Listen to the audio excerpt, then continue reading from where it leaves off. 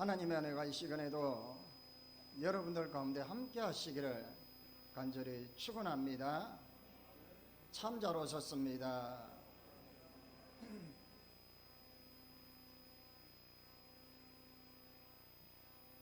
미국에 한 통계 조사가 있습니다.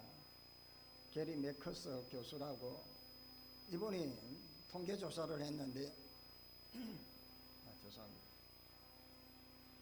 남자는 통상적으로 하루에 2,000마디의 말을 하고 여자는 통상 하루에 6,000마디의 말을 해야 한다.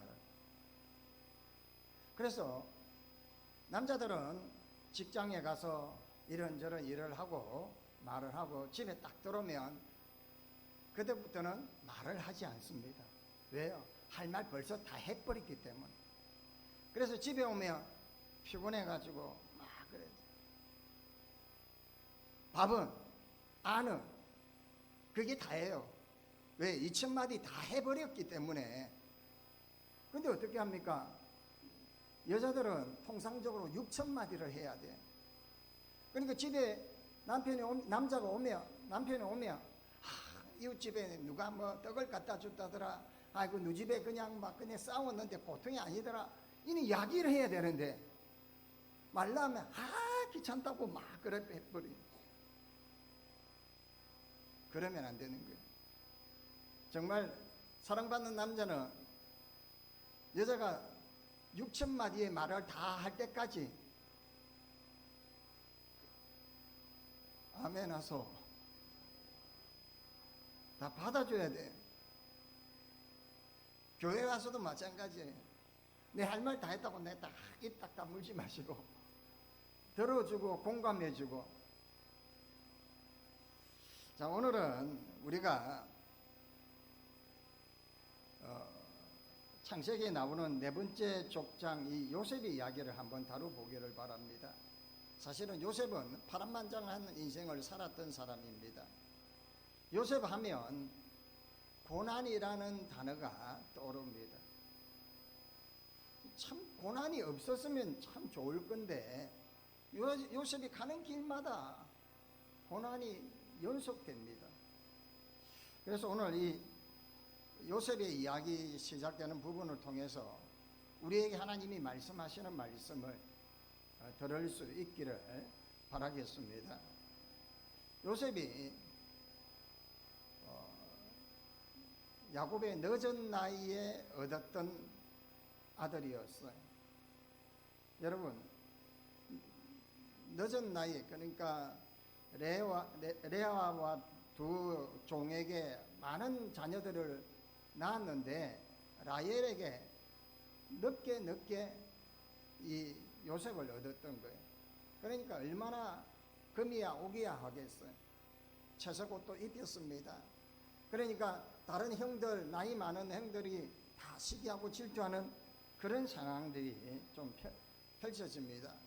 물론 이 야곱이 좀 더 지혜롭게 했으면 좋았겠지만 부모 마음은요, 아픈 손가락이 더 신경이 쓰이는 게 부모 마음이거든요.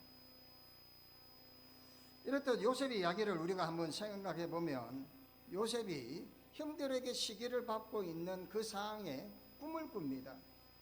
그러고는 꿈을 가지고 또 자랑을 하죠. 내 곡식단은 서 있고 형들의 곡식단은 내게 절을 합디다. 야, 네가 과연 우리의 왕이 되겠느냐, 우리를 다스리겠느냐, 그래요. 그리고는 다시 또 꿈을 꿨는데 해와 달과 별들, 11별들이 나에게 절을 합디다. 밉상짓을 해도 시독하게 밉상짓을 하는 거예요. 물론 요셉은 이 꿈이 너무 신기하고 놀라워서 간증하듯이 했겠지만 형들은 탐탁치 못하게 생각을 했다는 거예요. 이럴 때에 이런 상황, 요셉은 형들에게 미움을 받고 있을 때에 아버지 이 야곱이 형들이 양을 치는 곳에 가서 살피고 오라고 심부름을 시킵니다. 사람들에게 물어 가니까 도단에 있다는 소식을 듣습니다. 그래 형들에게 찾아가는데 형들이 저 멀리 요셉이 오는 걸 보고 꿈꾸는 자가 온도다라고 비아냥거리기 시작합니다. 그래 그는 작당을 하기 시작합니다. 어떻게 하냐면 쟤를 구덩이에 집어넣고 죽여서 짐승이 그를 죽였다라고 그렇게 하자고 작당을 하죠. 그럴 때에 르우벤이 반대를 합니다. 생명을 상하게 하지 말고 피를 흘리기도 하지 말자고. 왜냐하면 르우벤은 나중에 구덩이에 집어넣고 자기가 나중에 돌아와서 건져주려고 그렇게 생각을 했죠. 그런데요, 여기에서 형들이 요셉을 구덩이에 집어넣고 요셉이 가져온 도시락을 먹으면서 이때 유다가 죽이지 말고 지금 이스마엘 상인들이 지나가는데 저 사람들에게 팔아버리자고 제안을 합니다. 그래서 요셉의 인생은 꿈은 너무나도 화려한 꿈을 꾸고 옷도 형들이 입지 못하는 채색 옷을 가장 아름다운 옷을 입고 해와 달과 열암별들이 자기에게 절하던 꿈을 주셨는데 살아가는 인생은요 어떻게 해요? 형들에게 배신을 당합니다. 미움을 받아서 이제는 종으로 팔려가는 꿈을 꾸게 됩니다. 하나님으로부터 꿈을 받았고 아버지로부터 사랑을 독차지하였던 이 요셉이 일취월장할 것 같은 인생이 아니라 고난의 길이 연속되어지게 되어졌다는 거예요. 우리도 가만히 보면 예수 믿고 복받고 예수 믿고 은혜 가운데 있으면 다 좋아야 되는데 왜 이렇게 힘든지 모르겠습니다. 나사가 하나 살짝 빠져가지고 힘이 들고요. 그냥 이 절구도요 이 맷돌도 잘 안 갈아져가지고 부실하고 무슨 말인지 잘 모르십니까? 이게 앞도가 그냥 뿌여이 해가지고 그렇고 들리는 것도 제대로 안 들리고 소화도 제대로 안 되고 이런 것도 일상이겠지만 내가 바라고 소원하는 모든 것들이 마음대로 안 되더라는 거예요. 자, 그러면 우리가 이 요셉의 이야기를 통해서 이 짧은 이야기를 통해서 얻을 수 있는 교훈이 뭐겠느냐라는 거예요. 고난은 통과 의례라라는 것, 과정이라는 것. 하나님이 당신의 역사를 이루어 가시기 위해서 한 사람을 세우기 위해서 고난의 자리로 이끄셨다라는 거예요. 여러분들을 더더욱 아름답게 하시고 더더욱 강하게 하고 담대하게 하시기 위해서 고난의 자리로 이르게 하셨다라는 거예요. 아멘입니까? 그래서 의인이 고난을 당한다. 이 말 같지도 않는 이야기잖아요. 근데 사람의 관점을 보면 말도 안 되는 이야기예요. 의인이 고난 당하는 게. 근데 하나님의 관점으로 보면 의인이 고난 당하는 것이 당연한 거예요. 여러분 이스라엘 백성들을 보십시오. 40년 동안 광야로 그들이 훈련을 받습니다. 왜요? 저 천국 백성 가나안에 입성해서 하나님의 자녀답게 살게 하기 위해서 40년 동안 훈련을 시킵니다. 우리가 저 천성을 향하여 나아갑니다. 그리고 저 천국 백성으로 살아가기 위해서 이 땅에서 때로는 고난을 당하고 때로는 훈련 가운데 이 훈련을 받게 된다라는 것. 하나님께 참된 예배자로 서기 위해서 하나님 앞에 온전한 믿음의 사람으로 나아가기 위해서 훈련하시는 과정이다라는 거예요. 사랑하는 여러분, 신앙인으로 살아간다는 것은 쉬운 것이 아닙니다. 참 힘들어요. 근데 그리스도인으로 신앙인으로 살아간다. 사도 바울은 그리스도의 고난을 받기 위함이라고 우리에게 이야기해요. 아니, 왜 우리가 고난을 당해야 되는가? 세상이 하나님을 미워하고 하나님의 뜻을 싫어하기 때문에. 그러니까 세상이 하나님 뜻대로 되어지는 것이 싫으니까 우리가 하나님 뜻대로 살아가려고 하면 어떻게 해요? 세상이 우리를 싫어할 수밖에 없어요. 미워할 수밖에 없어요. 열심히 부지런히 아름답게 예수 사랑 예수 복음 전하면서 살려고 하면 악한 영들이, 사탄의 영들이 우리를 내버려두지 않는 거예요. 왜요? 세상은 그걸 싫어하는 거예요. 여러분, 그래서 우리에게는 고난이 끊임없이 우리에게 다가오게 되어 있습니다. 하나님의 자녀답게 살아간다면 어쩔 수 없는 선택이겠죠. 요셉의 이야기도 바로 그런 이야기예요. 정말 하나님 앞에 온전히 살아가려고 하는데도, 꿈을 붙잡고 살아가려는데도 고난이 이럽니다. 그런데 그 고난 가운데에서도 요셉은 그는 말씀을 붙잡고 그 말씀을 의지하고 하나님의 손에 이끌려서 나아가더라는 거예요. 여러분, 힘이 들어요. 고달파요. 아무것도 보이지 않아요. 그런데 우리에게 하나님의 손이, 하나님의 능력의 손이 있음을 잊지 마시길 바랍니다. 그분의 손이 우리를 잡아주시면 우리는 흔들리지 않을 것입니다. 제가 신학교 학부 때 다닐 때에 사실은 기도원에 몇 년 있다가 학부에 들어갔는데 부모님께 제가 신학을 공부하겠습니다, 목회자가 되려고 합니다 하니까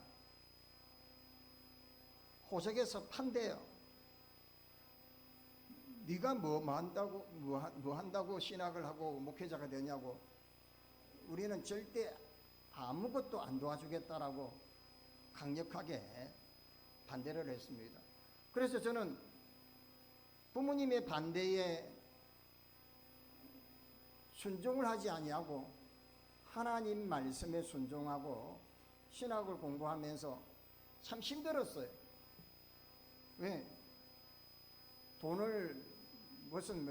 돈이 있어야죠. 학교 공부하는데도 돈이 필요하고 밥 먹는데도 돈이 다 필요하잖아요. 막상 입학은 했지만 돈은 없죠. 동기 전도사 자취방에 빈대치고 친구 자취방에 빈대치고, 그래서 또 돈은 없으니까 차를 탁송 아르바이트도 하고요.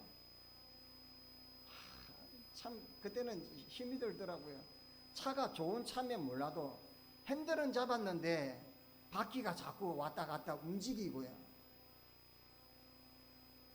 핸들 잡고 차가 가는데 갑자기 여하튼 차가 멈춰버리기도 하고, 여러 가지 참 밤늦게 동안 그렇게 힘들었던 기억들이 납니다. 어려웠어요. 왜 이런 고통을 당할까? 그런데 그런 가운데에서도 하나님이 주의 말씀은 내 발의 등이요 내 길의 빛이니라 라고 말씀을 주십니다. 그리고 두려워하지 말라, 놀라지 말라, 내가 너와 함께 함이니라. 내가 너희 하나님이 됨이니라. 하나님이 함께 하신다는 거예요. 사실은 판차촌이 있는 그 아미동 골짜기 위에 딱 부산 아미동에 집에 그 수많은 집들을 보면서도 제가 그 할 곳은 없어요. 그런데도 말씀을 붙잡고 달려가니 하나님이 지금의 이 자리까지 있게 하시더라라는 거예요. 우리도 마찬가지예요. 당장은 고달프고 당장은 힘이 들어도 하나님께서 이 고난을 통과하는 어떤 과정으로, 여러분 삶이 힘이 드십니까? 육신이 고달프십니까? 관계로 인하여서 나의 삶이 깨어져 버렸습니까? 하나님은 이 과정을 통하여서 나를 더더욱 성숙한 단계로 이끌어가길 원하신다라는 거예요. 이 통과 의례를 경험한 사람이 성경에는 많은 사람들이 있습니다. 그 많은 사람들에 대해서 이야기한 이야기의 책이, 그들도 우리처럼 괴로워했다라는 책이 있어요. 여기에 보면 의인이라는 관점에서 보는 것이 아니고 믿음 안에서 처절하게 씨름하는 성도들의 모습을 소개하고 있어요. 여기에 보면 죄책감과 수치심에 짓눌려 있는 사람, 사랑하는 사람의 죽음을 괴로워하는 사람, 가정의 위기를 겪으면서 믿음의 검증을 받아 고난을 통과한 이야기. 이 책이 뭐냐면 룻, 다윗, 엘리야, 이사야, 예레미야, 마리아, 예수님, 바울, 이런 이야기들을 다 소개하고 있어요. 그런데 여기서 뭐냐면 정말 절망하고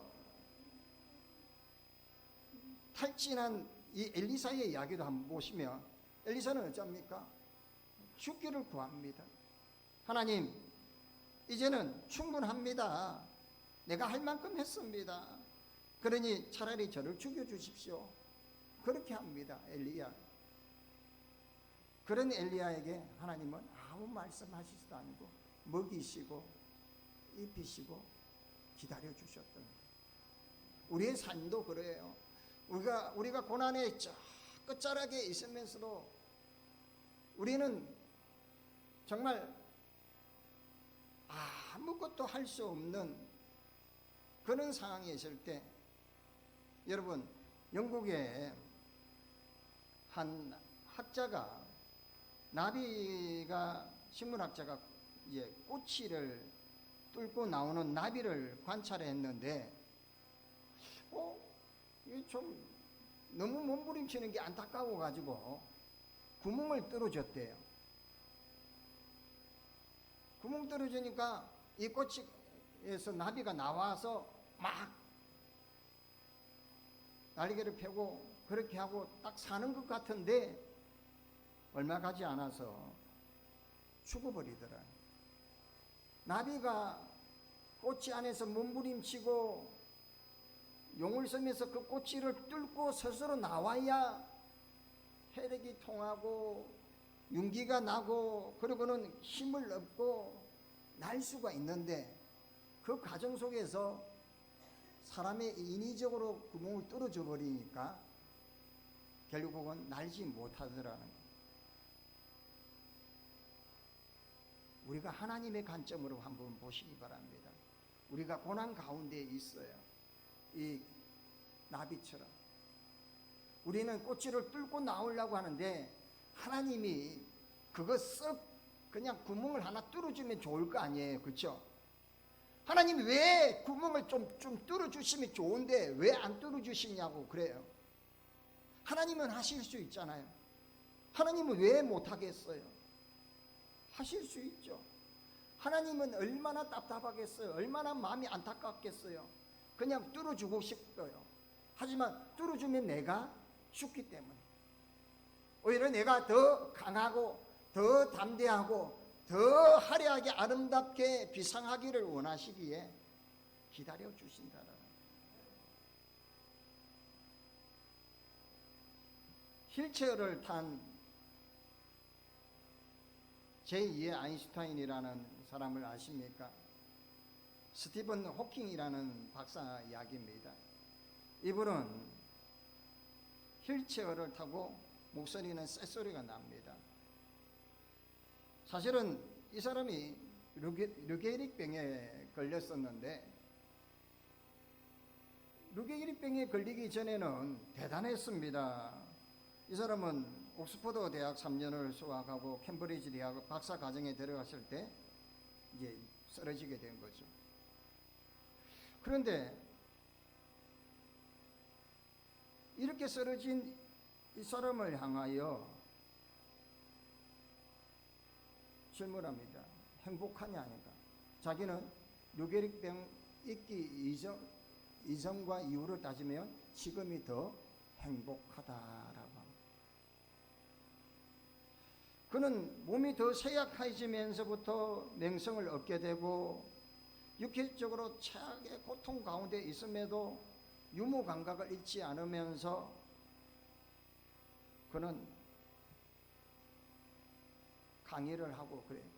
사실 그가 건강한 몸이었으면 그렇게 유명한 사람이 되었을까 하니까 자기는 건강했으면 강의하러 바쁘고 학생들 점수 매긴다고 바쁘고 해서 연구하지 않았을 것이라는 거예요.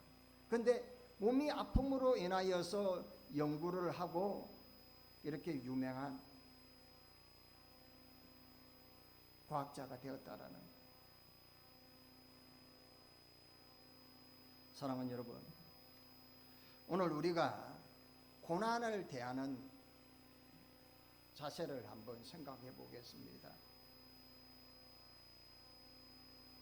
하나님을 믿고 하나님의 자녀로 살아간다면 세상이 우리를 미워하고 세상이 하나님을 미워하기 때문에 우리가 하나님 말씀대로 하나님의 자녀대로 살아간다면 고난이 따를 수밖에 없다라는 거예요.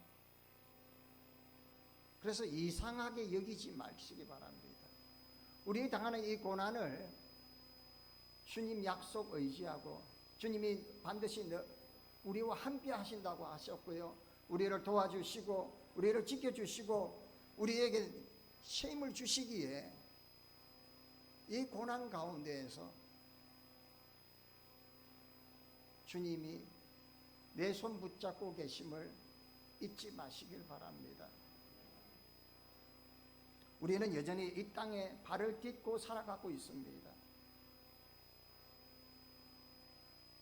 일종의 이 땅에 살아가는 가정에 사람으로 인하여 물질로 인하여 이것저것 육신의 연약함으로 너무나도 힘이 듭니다.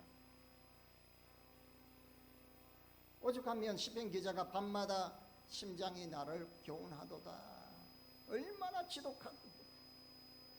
지독히 고통스러웠으면 이 심장이 나를 교훈하는가. 여러분, 하루하루를 어떻게 살아가십니까? 은혜로 살아가십니까? 이 은혜를 고난 가운데 여러분들을 연단시키시고 훈련하시는 가정으로 인식하시고 잘 이겨내실 수 있기를 바랍니다. 하나님이 함께 하실 것입니다. 하나님이 여러분을 도와주실 것이고 정말 엘리야가 죽기를 간구하며 처절하게 우울감에 빠져 있을 때도 우리 하나님은 위로해 주시고 함께 해 주셨습니다. 그 하나님의 손길이 저와 여러분 가운데 임하시기를 주의 이름으로 간절히 축원합니다. 하나님 아버지, 믿음의 길로 달려가는 우리 믿음의 이 삶이 때로는 고난의 현장이요 고통의 현장임에도 불구하고 하나님 말씀하시고 이끄시는 대로 나아가게 하여 주시옵소서. 함께 하심의 은혜를 경험하게 하여 주옵소서. 예수님의 이름으로 기도하옵나이다. 아멘.